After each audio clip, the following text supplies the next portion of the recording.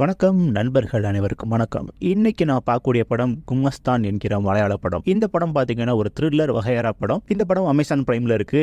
Multiple லாங்குவேஜ்ல டபுளா இல்லைங்க. இந்த படம் மலையாளத்துல இங்கிலீஷ் சப்டைட்டிலோட தான் பார்த்தாகணும். இந்த படத்தை பத்தி நம்ம நிறைய பேசுறதுக்கு முன்னாடி இந்த வீடியோ ஃபுல்லா பாருங்க. கண்டிப்பா உங்களுக்கு பிடிக்கிற மாதிரி தான் இருக்கும். அப்படி உங்களுக்கு பிடிச்சிருந்தா இதே மாதிரி த்ரில்லர் வகையறா படம் பார்க்கக்கூடிய உங்க ஃப்ரெண்ட்ஸ் அண்ட் ஃபேமிலிக்கு ஷேர் பண்ணி விடுங்க. நீங்க பண்ணக்கூடிய ஒவ்வொரு ஷேருக்கும் கோடான கோடி நன்றிகள். இப்போ அவங்க வீடியோக்குள்ள போலாம். படத்தோட ஸ்டார்டிங்ல லாயர் கூட ஒருத்தர் கார்ல ஆண்ட்ரூஸ் பள்ளிப்பாடன் அப்படிங்கிற ஒருத்தரை பார்க்க போறாப்ல. அந்த ஆண்ட்ரூஸ் பள்ளிப்பாடன் தான் நம்ம படத்தோட கதையின் நாயகன் அப்படின்னு சொல்லலாம். அவரை பார்க்க வர மாதிரி அவர் வீட்டுல இருந்து கொஞ்ச தூரத்துக்கு முன்னாடி கார் ஆஃப் பண்ணிருந்தாங்க. கார் ஆஃப் பண்ணிட்டு இங்கேருந்து நம்ம வீட்டுக்கு திரும்பி போது வரைக்கும் தயவுசெய்து அமைதியா வா அப்படின்னு சொல்றாப்ல. அதுக்கு அந்த ஆள் வந்து அதுல இன்னும் தூரம் இருக்குல்ல, வீட்டு பக்கத்துல காரை நிப்பாட்ட வேண்டியதுங்கிறான். காருக்கு வெளியில வந்த உடனே யாரை மீட் பண்ண போற சொல்லி கேட்கும்போது உன்ட்ட நான் மறுபடியும் சொல்லியிருந்தேன், நம்ம முக்கியமான ஒரு ஆளை பார்க்க போறோம். அவருக்கு சத்தம்னா ஆகாது, நீ வந்து வாயை மட்டும் மூடிட்டே ஏறி, இல்லைன்னா 12 வருஷம் நீ மறுபடியும் ஜெயிலுக்கு பின்னாடியே போய் கிடக்கணும் அப்படின்னு சொல்லிட்டு வீட்டு பக்கத்துல பாக்குறாங்க. வீட்டு பக்கத்துல யாரும் இருக்கிற மாதிரி தெரியல, யாரும் இல்லையே, என்ன பண்றது சொல்லி அந்த லாயர் ரோசிட்டு இருக்கும்போது இதான் காலிங் பெல் இருக்குல்ல, அடிக்க போற, யோ கை கால வச்சுட்டு சும்மா அறியா, நீ தேவையில்லாம பிரச்சனை எழுத்து விட்டுறாத சொல்லிட்டு திரும்பும்போது அதை வீட்டுல வேலை பார்க்கக்கூடிய வேலைக்காரி இருக்கிறாங்க. அவங்கள்ட்ட சொல்லி சாரை பார்க்கணும் அப்படின்னு சொன்ன உடனே நேரம் அவங்க உள்ள போயிட்டு பள்ளிப்பாடனோட ஒய்ஃப்ல சொல்றாங்க. அவங்க வந்து கதை திறந்து அவங்களை உட்கார சொல்றாங்க. உட்கார்ந்த உடனே நம்ம கதை நாயகனான ஆண்ட்ரோஸ் பள்ளிப்பாடன் வராப்ல. இவர்கிட்ட வந்து எல்லாருமே வந்து பெரிய பெரிய கிரிமினல் கேஸுகளை வந்து தேவையான லூப் ஹோல்ஸ், அதாவது சட்டத்தில் இருக்க ஓட்டைகள் எல்லாம் பத்தி இவர் வந்து அவங்களுக்கு சொல்லிக் கொடுப்பாப்ல. இவர் கொடுக்கக்கூடிய பாயிண்ட் மூலமா இவங்க கோர்ட்ல வாதாடி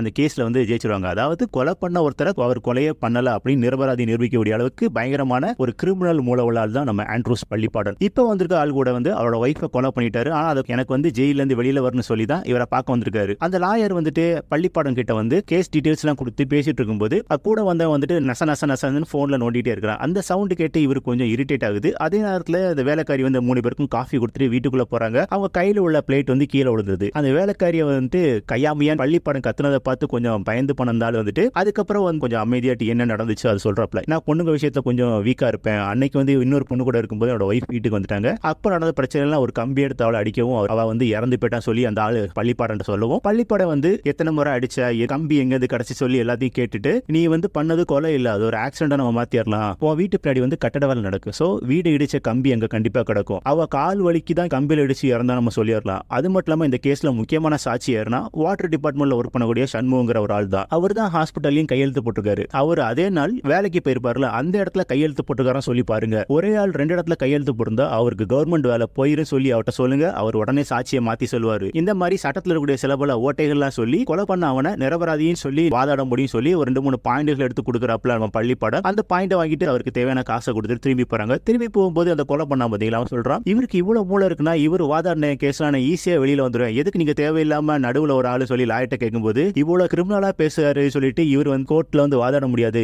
ஏன்னா இவர் வந்து வக்கீல் கிடையாது, இவர் குமஸ்தான் சொன்ன உடனே அந்த இடத்துல டைட்டில் கார்டை போடுறாங்க. அதுக்கப்புறம் ஒரு சாங் வருது. அந்த சாங்ல ஆண்ட்ரூஸ் பள்ளிப்பாடனோட கேரக்டர் எப்படி சொல்லி சின்ன போர்ட்ரேல் இருக்கு. அதாவது இவர் வந்து லோக்கல்ல இல்லீகலாட்டும் லீகலாட்டும் சின்ன பஞ்சாயத்து பண்றது. அது மட்டும் இல்லாம இவருக்கு வந்து சவுண்டுனா ஆகாது. அதனால வீட்டை சுத்தி கொஞ்சம் தூரத்துல வந்து ஆள் இருக்க மாட்டாங்க. வீட்டுல உள்ள யாரும் தேவையில்லாம சத்தம் போட மாட்டாங்க. ஒரு சவுண்ட் வர மாதிரியான வேலை எதுவுமே வச்சுக்க மாட்டாங்க. அப்படி வந்து இவர் போகும்போது ஏதாவது சவுண்டு கேட்டா மனுஷன் இறங்கி பிரச்சனை பண்ணிட்டு போயிருவாரு. ஊர்ல ஒரு பெரிய தலைக்கட்டுனே சொல்லலாம், அந்த மாதிரியான ஆளு. அதுக்கப்புறம் ஒரு 5 நிமிஷம் காட்சியில வந்துட்டு அவங்க வீட்டுல வேலை பார்க்கக்கூடிய, அதாவது ஆண்ட்ரூஸ் பள்ளிப்பாடன் வீட்டுல வேலை பார்க்கக்கூடிய லீலாங்கிற கேரக்டர், அது போக வந்து ஊர்ல சுரான் ஒரு கேரக்டர் இருக்கும். எந்த ஒரு வேலைக்கு போகாம வந்து தேவையில்லாத டீ கடையில உட்காந்து வெட்டினாயும் பேசுறது, அவருக்கு ஒரு கையாளு, அது போக வந்து ஊர்ல இருக்கக்கூடிய பஞ்சாயத்து மெம்பர், அப்படி சொல்லிட்டு சில கேரக்டர் இன்ட்ரோ பண்றாங்க. அவங்கள வந்து என்னென்ன கேரக்டர் சொல்லி ஒரு 2 நிமிஷம் காட்சியில சொல்ல வைக்கிறாரு டேரக்டர். அன்னைக்கு நைட்டு நம்ம ஆண்ட்ரூஸ் பள்ளிப்பாடம் வந்து நைட் நல்லா தூங்கிட்டு இருக்காரு. தூங்கிட்டு இருக்கும்போது தூரத்துல வந்து நாய் குலைக்கிற சவுண்டு கேக்குது. இவரும் புரண்டு புரண்டு பாக்குறாரு, தூக்கம் வராம எந்திரிச்சிடாரு. எந்திரிச்ச உடனே மனுஷன் நேர போயிட்டு தண்ணி குடிக்க போறாருன்னு எதிர்பார்த்தா அதான் இல்ல, நேரம் ஒரு சரக்கு எடுத்து ஒரு கட்டிங் போட்டு பாக்குறாரு. நாய் வந்து சத்தத்தை அமுத்துற மாதிரி தெரியல. உடனே ஜன்னலை திறந்து பாத்துக்கிறாரு,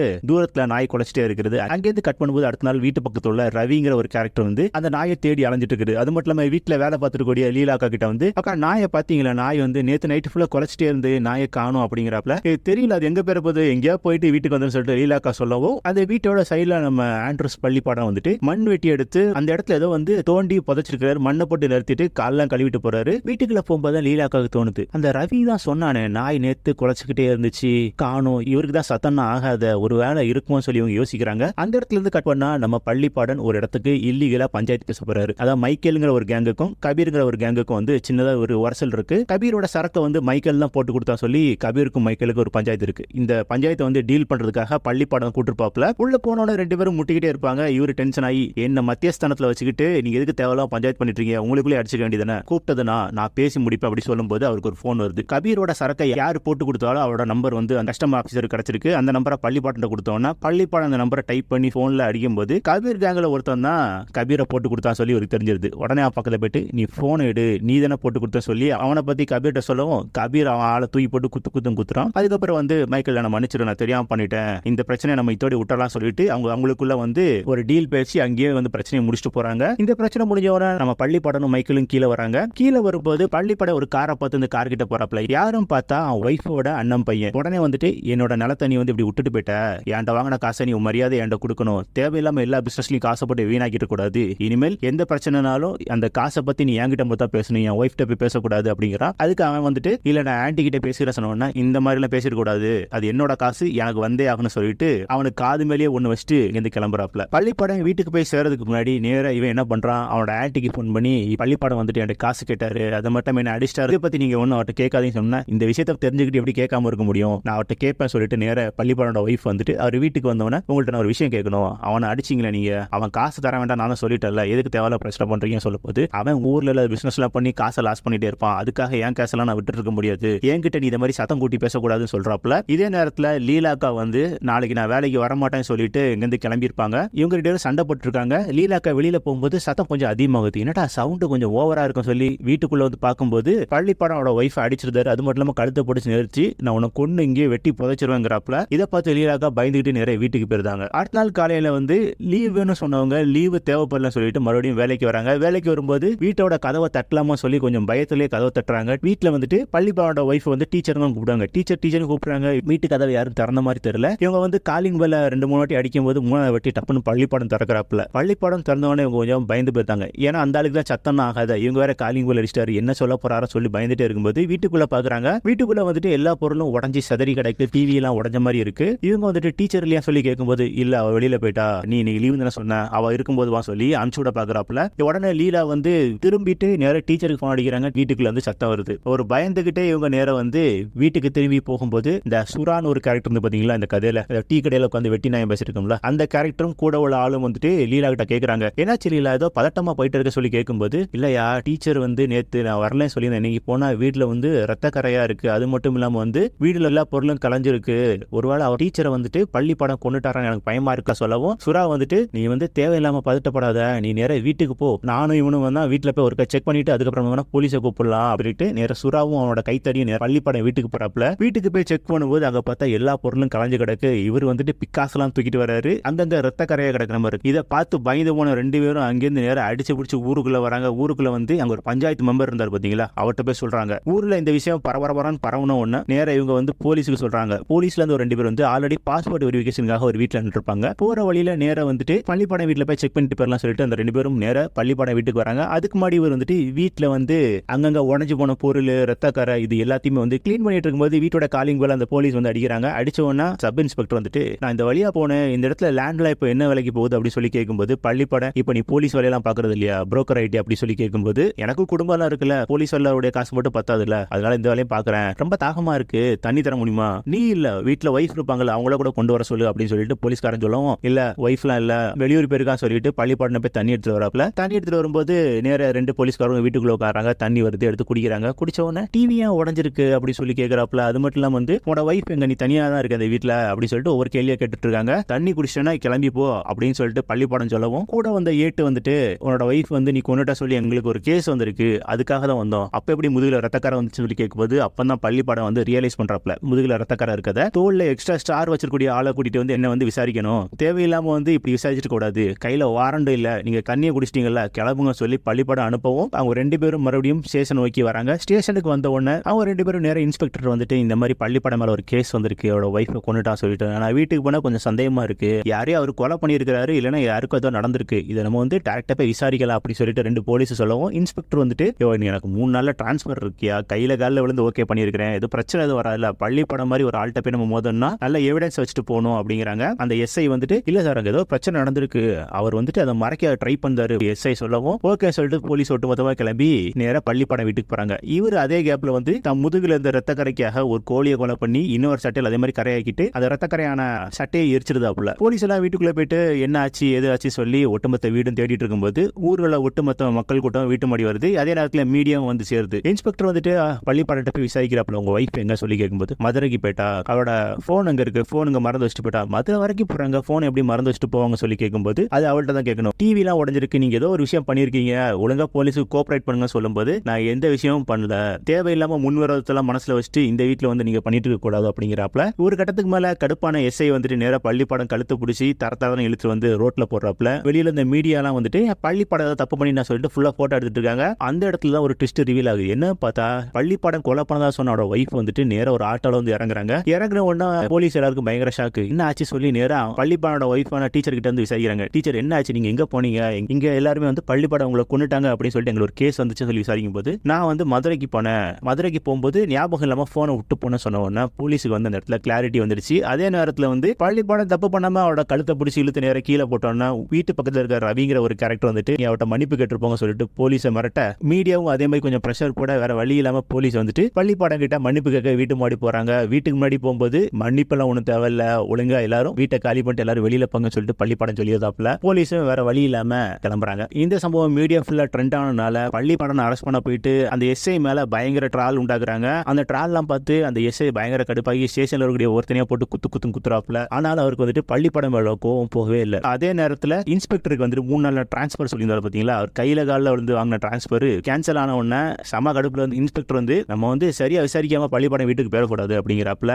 எஸ்ஐ வந்துட்டு இல்ல சார் அவன் ஏதோ தப்பு பண்ணியிருக்கான், ஏதோ மறக்க ட்ரை பண்றான், நம்ம வந்து இதை விசாரிச்சே ஆகணும், போலீஸ் இந்த அளவுக்கு அவமானப்படுத்திருக்கான அவனை சும்மா விடக்கூடாது சொல்லிட்டு பள்ளிப்பாடனுக்கு இதுவரைக்கும் அவர் ஒர்க் பண்ண முக்கியமான கேஸ் யாருக்கு அந்த அளவுக்கு விரோதத்தில் இருக்கான்னு சொல்லி ஒட்டுமொத்த டேட்டாவை எடுக்க ஆரம்பிக்கிறாங்க. அதுக்காக இவங்க வந்துட்டு பள்ளிப்பாடன் குமாஸ்தா ஒர்க் பண்ண அவரோட லாயர் கிட்ட போய் அவர் ஒர்க் பண்ண முக்கியமான கேஸ் ஹிஸ்டரி எல்லாம் வாங்கிக்கிறாங்க. கேஸ் ஹிஸ்டரி கொடுக்கும்போது லாயர் சொல்றாரு, நீங்க என்னதான் கேஸ் ஹிஸ்டரி எடுத்தாலும் அவன் தப்பே பண்ணியிருந்தாலும், அதாவது அவன் கொலையே பண்ணியிருந்தாலும் அந்த கொலையை எப்படி வந்து தப்பு இல்லைன்னு நிரூபிக்கிறதுக்கு அவனுக்கு தெரியும், அவன் கிட்ட போறது உங்களுக்கு தான் டேஞ்சர் சொல்லி அந்த கேஸ் ஹிஸ்டரி எல்லாம் கொடுத்து அனுப்புறாப்புல. அதே நேரத்தில் நம்ம பள்ளிப்பாடம் வீட்டில் நைட்டு தூங்கிட்டு இருக்க டப்புன்னு இருந்துச்சு. இன்னொரு ரூம்குள்ள போறாரு, அங்க ஒரு அலமாரி இருக்கு, அந்த அலமாரி நகட்டிட்டு ஒரு டோர் இருக்கு, டோர் ஓபன் பண்ணிட்டு உள்ள போயிட்டு ஒரு 5 நிமிஷம் கழிச்சு வராரு. அந்த டோர் அடைக்கும் போது கை ஃபுல்லா ரத்த கரையா இருக்கு. அப்ப மனுஷன் வீட்டுக்குள்ள ஏதோ சம்பவம் பண்றாரு நமக்கு தெரியுது. வந்து துணியில் தொடச்சிட்டு போயிருந்தாரு. இதுக்கெல்லாம் போலீஸ் வந்து இவர் இல்லீகலா வந்து கபீருக்கும் மைக்கேலுக்கும் பஞ்சாயத்து பாத்தீங்களா, அந்த 2 கேரக்டரும் பத்தி பேசுறாங்க, அவருக்குள்ள பழக்க வழக்கங்களை பத்தி பேசுறாங்க. என்னதான் தப்பு பண்ணாலும் பள்ளிப்பாடனுக்கு எதிராட்டு நான் வந்து நிக்க மாட்டேன் சொல்லிட்டு கபீரும் சொல்றாப்ல, மைக்கேல சொல்லியிருந்தாங்க. போலீஸுக்கு அந்த இடத்துல கொஞ்சம் கடுப்பாகிறது. என்ன இருந்தாலும் பள்ளிப்பாடனு கேஸ்ல வந்து நாங்க வந்து பிடிச்சே தீர்வோம் சொல்லிட்டு இவங்க கங்கணம் கட்டிட்டு அவருக்கு எதிராக இருக்கக்கூடிய ஒரு டேட்டாவையும் வந்து சேகரிச்சுட்டே இருக்காங்க. அப்படி ஒட்டுமொத்த கேஸ் ஹிஸ்டரி எல்லாம் படுத்து பார்த்தோன்னா ஒரு 9 பேரை செலக்ட் பண்றாங்க. இவங்கள ஒருத்தர் தான் அவரை கொலை பண்றதுக்கு அட்டெம்ப்ட் பண்ணியிருக்கணும், அவங்கள தான் இவரும் போட்டிருக்க வாய்ப்புன்னு சொல்லி ஒரு 9 பேர் எழுதுறாங்க. அதுல ஒவ்வொருத்தரா விசாரிக்கும் போது எல்லாரோட பேரை வந்து டெலீட் பண்ணியிருந்தாங்க. அப்படி வந்து கடைசியா வந்த 2 பேர் பீட்டர் ஜோபி, அதாவது பள்ளிப்பாடனோட ஒய்ஃப் இருக்காங்கல்ல அவங்களோட அண்ணன் பையன், அது போக டேங்கர் சைஜு சொல்லிட்டு இந்த டேங்கர் சைஜுங்கிற கேரக்டர் வந்துட்டு கள்ளச்சாராயம் கடத்தி போலீஸ் அடிக்கடி அரெஸ்ட் பண்ணிருப்பாங்க. அந்த 2 கேரக்டருக்கும் ஃபோன் பண்ணும்போது 2 பேர் வந்து ஒரு 4-5 நாளா மிஸ்ஸிங், போன் அடிச்சாலும் சுவிட்ச் ஆஃப் இருக்கு. அதனால இவங்க என்ன பண்றாங்கன்னா டேங்கர் சைஜு வீட்டுக்கு போயிட்டு உங்களோட ஹஸ்பண்ட் வந்தா உடனே ஸ்டேஷனுக்கு வர சொல்லுங்க, இல்லைன்னா எனக்கு ஃபோன் பண்ண சொல்லுங்க சொல்லிட்டு அங்க சொல்றாங்க. பீட்டர் ஜோபி வீட்டுக்கு போறாங்க. அங்க பார்த்தா என்னோட பையன் வந்து நிறைய பிசினஸ்ல இன்வெஸ்ட் பண்ணா, கடைசியா பள்ளிப்பாடனை மீட் பண்ண போறதா சொன்னா அதுக்கப்புறம் ஒரு 4-5 நாளா ஆளை காணோம் அப்படிங்கிறாங்க. சோ அந்த 2 பேர்ல யாரா ஒருத்தர் இருக்கும் சொல்லி போலீஸும் டிசைட் பண்றாங்க. இதே நேரத்துல லீலா வந்து வேலைக்கு போகாம வீட்டுல கொஞ்சம் பயந்துட்டே இருக்காங்க. வீட்டுல அவரோட புருஷன் வந்துட்டு நீ தேவையில்லாம பண்ண பிரச்சனை என்ன ஆச்சு பத்தி அப்படிங்கிறாங்க. அதே நேரத்துல சுறாவோட கைத்தடி நிறைய லீலா வீட்டுக்கு வருது. லீலா நீ எதையுமே விசாரிக்காம சொன்னால பாரு, எனக்கு ஊருக்குள்ள வரும்போது ஒரே பயமா இருக்கு அப்படின்னு சொல்றான். நீ ஒழுங்கா வேலையை பார்த்துட்டு கிளம்பி யா வீட்டு முன்னாடி எல்லாம் வராது சொல்லி லீலாக்கா விரட்டி விடவும் அவங்க ஓடிடுறாங்க. அன்னைக்கான கதை அங்க அப்படியே முடியுது. ஆனா அந்த எஸ்ஐ அந்த போலீஸ் டிபார்ட்மெண்ட் வந்துட்டு பள்ளிப்பாடன் எப்படியாவது ஒரு கேஸ்ல தட்டி தூக்கியாகனு சொல்லி பயங்கர வெறித்தனம் வேலை பார்க்குறாங்க. அவங்களுக்கு முக்கியமான டேட்டா எதுவுமே கிடைக்கவே இல்லை. இதெல்லாம் என்ன பண்றாங்க, சுறாவியே வந்துட்டு பள்ளிப்பாடம் வீட்டுக்குள்ள நைட் அனுப்புறாங்க. ஒரு நல்ல மழை பெஞ்சிட்டு இருக்கு, வீட்டுக்குள்ள போயிட்டு ஏதாவது எவிடன்ஸ் கிடைக்கும் சொல்லி நீ தேடிட்டு வா சொல்லி சுறாவை அனுப்பவும் நம்மளால ஒரு முகத்தை மூடிட்டு டார்ச் எடுத்துட்டு வீட்டுக்குள்ள தேடி பார்க்கறாப்ல அவருக்கு எந்த டீடைல்ஸும் கிடைக்கல. திடீர்னு பார்த்தா சத்தம் கேட்குது, பள்ளிப்பாடம் வந்து எங்கேருந்து வர மாதிரி இருக்கு. நேரம் இந்த ஆள் பயந்து ஒளிஞ்சுக்கிறாப்ல. பள்ளிப்பாடம் நேரம் ரூமுக்குள்ள போன உடனே நம்மளால எகிரி குதிச்சு அங்கேருந்து ஓடி வந்துருந்தாப்ல. வெளியில வந்து போலீஸ் கிட்ட சார் அந்த வீட்டுல ஃபுல்லா தேடி பார்த்துட்டேன் சார், சந்தேகப்படுற மாதிரி எதுவுமே இல்லை அப்படின்னு சொன்ன உடனே அந்த எஸ்ஐக்கு வந்துட்டு மனசார்ல இல்ல ஏதோ ஒரு தப்பு நடக்கு அப்படிங்கிறாப்ல. அப்பதான் வந்துட்டு பள்ளிப்பாடம் ஒரு மகன் இருந்திருப்பான், அந்த மகன் வந்து இறந்து போயிட்டு இருப்பான், எபிங்கிற ஒரு கேரக்டர். அந்த பிளாஷ்பேக் உள்ள கதை போகுது. அந்த எபிங்கிற கேரக்டர் ஒரு ஹேண்டிகேப், ஃபியூச்சர்ல ஒரு பயங்கரமான மியூசிக் டைரக்டர் ஆகணும்னு சொல்லி பயங்கர ஆசை. அதுக்காக வீட்டுல வந்துட்டு மியூசிக்லாம் பண்ணி ஃப்ரெண்ட்ஸோட ஜாலியா இருந்துட்டு இருப்பாப்ல. மியூசிக் டைரக்டர் சான்ஸுக்கு வந்து ட்ரை பண்ணிட்டு இருப்பாப்ல. அவருக்கு கிடைக்காது. வீட்டுல வந்து சத்தம் போட்டு இருக்கும்போது நமக்கு தான் தெரியுமே பள்ளிப்பாடனுக்கு சவுண்டு சத்தம் ஆகவே செய்யாது. வீட்டுல மியூசிக் பண்ணி பசங்க கூட வந்து ஃப்ரெண்ட்ஸ் கூட டான்ஸ் ஆடிட்டு இருக்கும்போது ஒரு நாள் வந்து கையாமியான்னு கத்தி விட்டுதாப்ல. இதனால கோச்சிட்டு நேர எபிங்கிற கேரக்டர் வீட்டை விட்டு வெளியில போயிருது. வெளியில போனது மட்டும் இல்லாம வந்துட்டு அந்த டைம்ல வந்து ஒரு 2-3 இடத்துல வந்து மியூசிக் சான்ஸ் வந்து தேடிட்டு இருக்கும்போது ஒரு ப்ரொடியூசர் வந்து இதோட புது டைரக்டர் கிரைம் த்ரில்லர் படம் பண்ண போறாரு, அவர் தான் கேட்கிறாரு. அவர் தக்குன்னு நீங்க மியூசிக் பண்ணி கொடுத்தீங்க, என் படத்துல நீ தான் மியூசிக் டைரக்டர் சொல்லிட்டு வாக்கு கொடுக்குறாப்ல. உடனே டைரக்டர் வந்துட்டு இது ஒரு சஸ்பென்ஸ் த்ரில்லர் மூவி, அவங்க அப்பா வந்து பையனை கொலை பண்ண போறாரு, இதுக்கு நீ ஒரு த்ரில்லர் பிஜிஎம் மட்டும் ரெடி பண்ணி கொடுங்க, எனக்கு பிடிச்சிருந்தா நீங்க அப்பா மியூசிக் டைரக்டர் சொல்லிடுறாப்ல. நேரா வீட்டுல சண்டை போட்டு போன எபி நேர வீட்டுக்கு வரப்பல நேர ரூமுக்கு போகும்போது ரூம்ல ஒரு தனியா புதுசா ஒரு கதவு இருக்கு. ஏன்னா அது ரூம்ல புதுசா ஒரு கதவு இருக்குன்னு திறந்து பார்க்கும்போது அங்க ஒரு ஸ்டுடியோ செட்டப் இருக்கு. அதை பார்த்தோன்னா அவங்க அம்மாட்ட யாரு பண்ணா சொல்லி கேட்கும்போது அவரோட அப்பா தான் பண்ணாரு அப்படிங்கிறப்பல அவர் கொஞ்சம் ஹாப்பியா இருக்கு. நேர வந்து அந்த பிலிமோட டைரக்டர் வந்து கேட்ட மாதிரி ஒரு த்ரில்லர் பிஜிஎம் ரெடி பண்ணி நேரம் கொண்டு அவர்கிட்ட கொடுக்கும்போது டைரக்டர் பயங்கரமா பிடிச்சு போச்சு. அது மட்டும் இல்லாம ப்ரொடியூசரும் டைரக்டர் ஓகேனா எனக்கும் ஓகே தான் சொல்லிட்டு நம்ம படத்தோட அந்த 3 சாங்கும் வெறித்தனமா இருக்குன்னு சொல்றாப்ல. இவரு வந்துட்டு ஓகே சொல்றாப்ல. அந்த படத்துக்கு அட்வான்ஸ் கொடுத்து எபி அனுப்பிச்சு விடுறாப்ல. நேர எபி படத்தோட அட்வான்ஸ் காசு வாங்கினோன்னா நேர அவங்க அப்பாட்ட வந்து கொடுக்கும்போது அவங்க அப்பா வந்து சந்தோஷம் சொல்லிட்டு அவங்க அப்பா எஞ்சி போயிருந்தாரு. உடனே அவங்க அம்மா வந்து நம்ம பையன் மியூசிக் டைரக்டர் ஆகணும்னு ஆசைப்பட்டு இப்பதான் சாதிச்சிருக்கிறான், அந்த காசை நீங்க வாங்கியிருக்கலாம் சொல்லும்போது பள்ளிப்படம் சொல்றப்பல அவன் உண்டாக்குன காசு அவங்ககிட்ட இருந்தாதான் எனக்கு சந்தோஷம் சொன்ன உடனே இதை வெளியில இருந்து கேட்ட எபி வந்து கல்லுக்குள் ஈரம் அப்படி சொல்லி ஹாப்பி ஆகிறாப்ல. அதுக்கப்புறம் லைஃப் நல்லா தான் போயிட்டு இருக்குது அவங்களுக்குள்ள. அப்புறம் ப்ரொடியூசருக்கு வந்து பர்த்டே ஃபங்க்ஷன் இருக்கு. ஃபங்க்ஷனுக்கு வந்து மியூசிக் டைரக்டரான எபியை கூப்பிட்டு எல்லாத்துக்கிட்டையும் இன்ட்ரோடியூஸ் பண்றாப்ல. நல்லா சந்தோஷமா போயிட்டு இருக்கும்போது அன்னைக்கு நைட்டு எல்லாம் ஃபங்க்ஷனை முடிச்சுட்டு பைக்ல 2 பேரும் எபியும் எபியோட ஃப்ரெண்டான மகேஷும் பைக்ல ஒரு காட்டு வழியா வந்துட்டு இருக்காங்க. காட்டு வழியா வந்துட்டு இருக்கும்போது பின்னாடி ஒரு லாரி வருது. லாரி டிரைவர் வந்து சமையா குடிச்சுப்பான் போல 2 பேரும் அடிச்சு தூக்கிட்டு நேர அங்கிருந்து நிக்காம வந்துருந்தான். லாரிக்கார கொஞ்சம் தூரம் வந்த உடனே போலீஸ் நிப்பாட்டுறாங்க. என்னன்னா ஒரே ஒரு ஹெட்லைட் போட்டு இது பண்ற, ஏன் இன்னொரு ஹெட்லைட் போட மாட்டியா சொல்லி கேட்கும்போது அப்புறம் வந்து அவனை செக் பண்ணி பார்த்தாங்க, குடிச்சிருக்கியா வண்டியை விட்டு கீழே இறங்க சொல்லும்போது டிரைவர் கொஞ்சம் பதட்டமா இருக்கான். ஏன்டா பதட்டமா இருக்கான் சொல்லிட்டு போலீஸ் விசாரிக்கும். வர வழியில ஒருத்தன் தட்டிட்டான் சார் அப்படிங்கிறான். நேரா போலீஸ் வண்டி எடுத்துட்டு போறாங்க. போகும்போது அங்க 2 பேரும் அடிபட்டு கிடக்காங்க. தூக்கி ஹாஸ்பிட்டல்ல சேர்க்கிறாப்ல. அந்த ஆக்சிடென்ட்ல நம்ம பள்ளிப்படனோட மகனான எபி இறந்து போயிருந்தான். பள்ளிப்படம் வேலை பார்த்த அவனோட லாயர் வந்துட்டு உன் மையன் தான் இறந்து போயிட்டான்ல, தயவுசெய்து இப்பவாது அழுதுற சொல்றாப்ல. பள்ளிப்படத்துக்கு மனசே வரல. அது மட்டும் இல்ல வீட்டில் அவனுக்கு போட்டோலாம் பார்த்து ஃபீல் பண்ணிட்டு இருக்காப்ல. ஒரு நாள் வந்து இன்சூரன்ஸுக்கு அவனோட டெத் சர்டிஃபிகேட்டும் போஸ்ட்மார்ட்டம் ரிப்போர்ட்டும் கொடுத்தா இன்சூரன்ஸ் கிளைம் பண்ணிடலாங்கிறாங்க. அதுக்கு பள்ளிப்படம் நான் தான் வேணா சொன்னால, எதுக்கு இதெல்லாம் பண்ணிட்டு இருக்கீங்க, இல்ல சார் ஏதோ ப்ரொசீஜர் சொல்லி கேட்கறாங்க அப்படின்னு சொன்ன உடனே பள்ளிப்படப்பே ரிப்போர்ட் எடுத்து கொடுக்குறாப்ல. அந்த போஸ்ட்மார்ட்டம் ரிப்போர்ட் எடுத்து கொடுக்கும்போது அதை பாக்குறாரு. அதுல வந்து தலையில அடிப்பட்டனால தான் அவன் இறந்து போயிருக்கான். ஒரு 3-3:30க்குள்ள இந்த இறப்பு நடந்திருக்கலாம் அப்படின்னு சொல்லிட்டு ரிப்போர்ட்ல இருக்கு. இதை பார்த்தவனு இருக்கு ஏதோ ஒரு தப்பு நடந்த மாதிரியே ஃபீல் ஆயிருக்கு. நேரம் அந்த டாக்டர்கிட்ட போய் கேட்கிறாரு. டாக்டர் சொல்லும்போது ஆக்சிடென்ட் ஆயிருக்கு, ஆனா இறந்தது தலையில அடிப்பட்டனால, பிரஷர் ஜாஸ்தியா இருந்தனால அவன் இறந்திருக்கான் சொன்ன உடனே நேரம் அவன் ஃப்ரெண்ட்ட போய் விசாரிக்கிற மகேஷ் கிட்ட. ஏன்னா மகேஷ் தான் அந்த ஸ்பாட்ல இருந்தான். மகேஷ் சொல்லும்போது நான் ஓரமா இல்லாம கீழே விழுந்துட்டேன், என்ன வந்து தூக்கி உட்கார வச்சது எபிதான் அப்படிங்கிறப்பல இவனு வந்து ஃப்ரெண்ட்ஸ் மத்த எல்லார்கிட்டையும் விசாரிக்கிறாங்க. அடுத்தது நேரம் போலீஸ்ட்ட போய் விசாரிக்கிறாரு. நீங்க எப்போ போனீங்க சொல்லி கேட்கும்போது அந்த லாரிக்காரை தட்டி ஒரு 3 மணி நேரம் கழிச்சு நாங்க போனோம். போகும்போது 2 பேரும் மயங்கி கிடந்தாங்க. அதுக்கப்புறம் நாங்க தூக்கி கொண்டு போய் ஹாஸ்பிட்டல்ல சேர்த்தோம். அதுக்கப்புறம் நடந்தது உங்களுக்கு தெரியும் சொன்ன உடனே இந்த டாக்டர் வேற மண்டல ஹெவியா அடிபட்டிருக்கும், ஒருவேளை லாரியில உள்ள ஏதாவது பார்ட்ஸ் தான் அடிச்சிருக்கலாம் சொன்னா. லாரிக்காரனை பார்த்து லாரியெல்லாம் பார்க்கும்போது லாரியில இந்த மாதிரி பார்ட்ஸ் எதுவும் இருந்த மாதிரி தெரியல. அதுக்கப்புறம் அவங்களோட சிசிடிவி ஃபுட்டேஜ்ல வந்து செக் பண்றாப்ல. சிசிடிவி ஃபுட்டேஜ் செக் பண்ணும்போது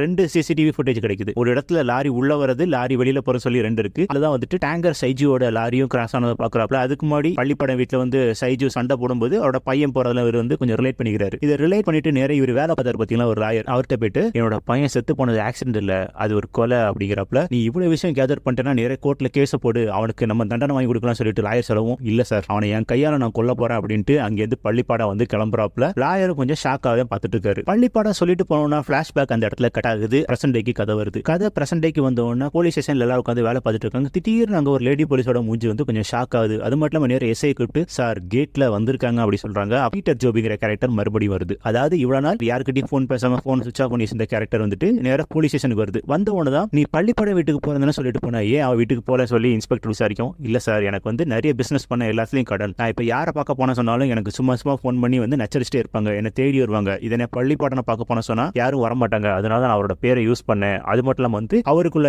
இடத்த நான் வித்தது அங்க பிரச்சனை, அது தவிர வேற எந்த பிரச்சனையும் கிடையாது அப்படின்னு சொன்னா அந்த பிரச்சனை அங்கேயே முடியுது. போலீஸோட சந்தேகம், அதாவது பீட்டர் ஜோபியை வந்து பள்ளிப்பாடம் கொண்டு இருக்கலாங்கிற சந்தேகம் அந்த இடத்துல முடியுது. அப்ப இருக்கிறது மீதி ஒரே ஒரு ஆள் டேங்கர் சைஜு. அவ இன்னும் போலீஸுக்கு போன் எதுவும் பண்ணவில்லை, அவ எங்க இருக்காங்கிற எந்த தகவல் இல்ல. அப்போ பள்ளிப்பாடம் வந்து டேங்கர் சைஜுவை கொலை பண்ணிருக்கலாம் சொல்லி அவங்க உறுதியா நம்பினது மட்டும் இல்லாம பள்ளிப்பாடனோட வீட்டுல வேலை பார்த்த லீலா அந்த அக்காவை பார்க்க போயிட்டு நீ என்னை பார்க்கும்போது அவங்க சட்டையில வந்து ரத்தக்கார இருந்துச்சு, அந்த ரத்தக்கார யாரோடதுன்னா டேங்கர் சைஜுவோடது தான், அவனை பள்ளிப்பாடம் கொண்டிருக்கிறது நிறைய வாய்ப்பு இருக்கு, அவர் வந்துட்டு கொலை பண்ணிட்டு ஈஸியா தப்பிச்சு போகக்கூடிய அளவுக்கு ஒரு கிரிமினல் உங்களுக்கும் தெரியும், அவர் வீட்டுல வேலை பார்க்கும்போது ஏதாவது சந்தேகப்படம் இருந்தா எனக்கு கால் பண்ணுங்க அப்படி சொல்லிட்டு அங்கிருந்து எஸ்ஐயும் அந்த ஏட்டும் கிளம்பி போறாங்க. லீலாக்கு வந்துட்டு ஒரு மனசு குழப்பமா இருக்கு. நம்ம இப்பதான் மறுபடியும் டீச்சர்ட்ட கேட்டு மறுபடியும் வேலைக்கு போயிருக்கோம், இந்த மாதிரி வேலையில ஈடுபடலாமா சொல்லிட்டு கொஞ்சம் குழம்பிட்டே இருக்காங்க. ஆனா வந்து அவர் இந்த மண்ணுல வெட்டி புதைச்சது மண் வெட்டி எடுத்துட்டு போனதெல்லாம் பார்க்கும்போது அவங்களுக்கு ரைட் நம்ம என்ன இருக்குன்னு தேடி பார்க்கலாம் சொல்லிட்டு பள்ளிப்பாடன் வெளியில போன் பேசிட்டு இருக்காரு. டீச்சர் வந்துட்டு சாமி கும்பிட்டு இருக்காங்க, இதான் டைம் சொல்லிட்டு ஒவ்வொரு ரூம்ல போய் தேடுறாங்க. அந்த எபியோட ரூம்ல போகும்போது எபிக்காக வந்து பள்ளிப்பாடன் ஒரு ஸ்டூடியோ செட்டப் பண்ணி கொடுத்தாருல, அந்த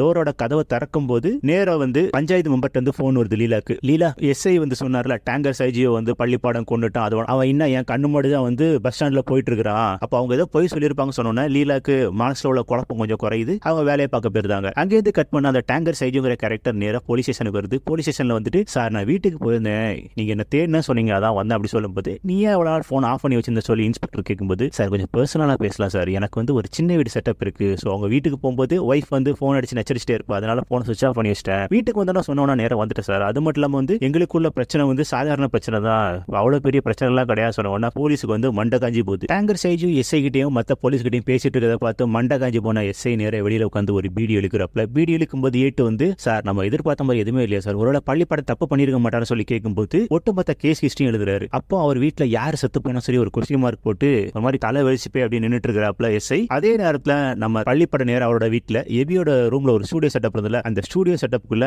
கதவை திறந்து உள்ள போறாப்ல அப்பதான் பேக் டிராப்ல ஒருத்தன் ஃபுல்லா ரத்த காவோடி உட்காந்துருக்கான். யாரும் பார்த்தா எபியோட ஃப்ரெண்டு மகேஷ் ஒருத்தன் தான், பாத்தீங்களா இந்த ஆக்சிடென்ட்ல கூட நல்லா அவன் இருக்கிறான். அந்த இடத்துல தான் இந்த எபியோட கேஸை எப்ப பள்ளிப்படம் விசாரிக்க ஆரம்பிச்சாரோ அவர் வந்துட்டு ரூம்ல வந்து எல்லாமே நாட் போட்டு வச்சிருப்பாப்ல, யாரை விசாரிக்கணும் எங்க போன சொல்லி எல்லா டீடைல்ஸும் நோட் பண்ணி வச்சிருப்பாரு. அந்த கொஸ்டின் மார்க் போட்டு இந்த போட்டோல வந்துட்டு மகேஷோட போட்டோ எடுத்து மாட்டுவாப்ல. அப்பதான் பள்ளிப்பாடன் வந்து இந்த ட்விஸ்ட் எல்லாம் ஒவ்வொன்னா ரிவீல் பண்ண ஆரம்பிக்கிறாரு. எபியை கொலை பண்ணது மகேஷ் தான் சொல்லி பள்ளிப்பாடன் முடிவு பண்ண உடனே நேரா வந்து அவரோட ஒய்ஃபான ஆனா டீச்சரை வந்து பஸ் ஏத்தி மதுரைக்கு அனுப்புறாப்ல. அது மட்டும் இல்லாம மகேஷை வந்து எப்படியோ கூட்டு வரணும்னு அவனோட காரை ஸ்டாப் பண்றதுக்கும் போனை ஹேக் பண்றதுக்கும் ஒரு ஜிபிஎஸ் ட்ராக்கர், அது மட்டும் இல்லாம வந்துட்டு மொபைல் ஜாமர்லாம் வாங்கி அவன் ரயில்வே ஸ்டேஷன் போகக்கூடிய வழியில மகேஷோட காரை வந்து ஸ்டாப் பண்ணிட்டு நேரா அவனை தன்னோட கார்ல ஏத்திட்டு வீட்டுக்கு வரப்பல வீட்டுக்கு வர வழியில எங்கேயுமே சிசிடிவி இல்லாத வழியா பார்த்து நேர வீட்டுக்கு வந்துட்டு அவனோட செல்போன் சிக்னலை வந்துட்டு ஜாமர் மூலமா கட் பண்ணி மகேஷை வீட்டுல உட்கார வைக்கிறாப்ல. உட்கார வைக்கும் போதுதான் பள்ளிப்பாடம் வந்து எதுக்காக என் மகனை கொண்டேன்னு சொல்லி கேட்கும்போது மகேஷுக்கு ஒன்னும் புரியல. அங்கிள் நான் ஒன்னும் எபிய கொல்லல அங்கிள் அப்படிங்கிறான். அதுக்கப்புறம் தான் ஆக்சிடென்ட் ஆனதுல இருந்து அவன் ஐசியூல அட்மிட் பண்ணது வரைக்கும் என்னென்ன எவிடன்ஸ் எல்லாம் கேதர் பண்ண சொல்லி பள்ளிப்பாடம் சொல்ல மகேஷுக்கு வந்து மண்டை கிருன்னு ஏறுது. அப்பதான் சொல்றான், ஆமா நான் தான் அவனை கொலை பண்ணேன்,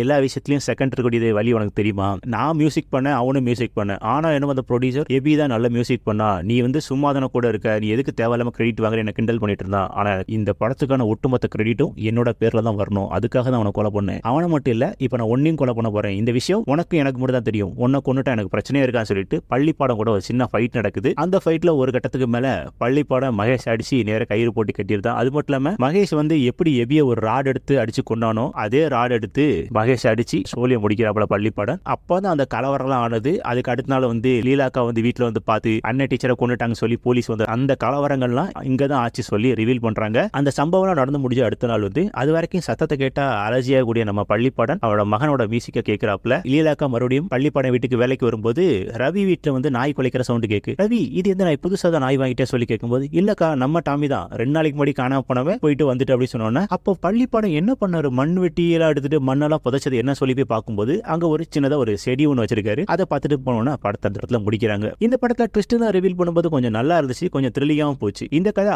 ஆஹா ஓஹோன்னு இல்லாம ஓகே அந்த மாதிரியான கதைனே சொல்லலாம். கிளைமேக்ஸ்ல உள்ள ஃபைட் மட்டும் இன்னும் கொஞ்சம் நல்லா பண்ணிருக்கலாமோ நமக்கு தோணுச்சு. இதை தவிர அந்த படத்துல வேற எந்த குறையும் நமக்கு தெரியல. இந்த படம் பாருங்க, அமேசான் பிரைம்ல இருக்கு, மலையாளத்துல மட்டும் இருக்கு. அது மட்டும் இல்லாம இந்த வீடியோ எப்படின்னு சொல்லிட்டு உங்களோட கருத்துக்களை கமெண்ட் பாக்ஸ்ல போட்டு தள்ளிட்டு போங்க. அடுத்தடுத்த வீடியோக்களுக்கு தொடர்ந்து இணைந்தீர்கள். அந்த சப்ஸ்கிரைப் பட்டன் லைக் பட்டன்லாம் மறந்துடாதீங்க. See you soon.